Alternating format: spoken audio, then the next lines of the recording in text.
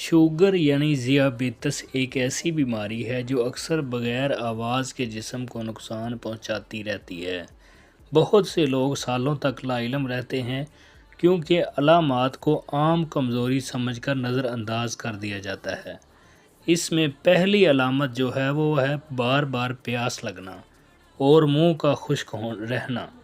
اگر آپ زیادہ پانی پینے کے باوجود بھی مطمئن نہیں ہوتے تو یہ خطرے کی گھنٹی ہو سکتی ہے۔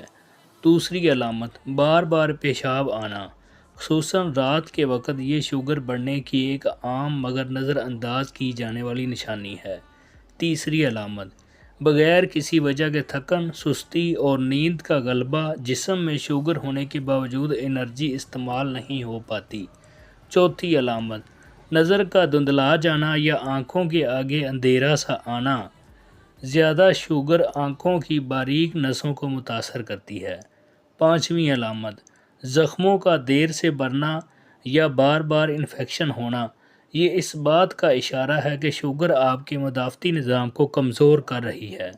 یاد رکھیں، اگر ان میں سے دو یا زیادہ علامات آپ میں موجود ہیں تو فوراً شوگر ٹیسٹ کرائیں۔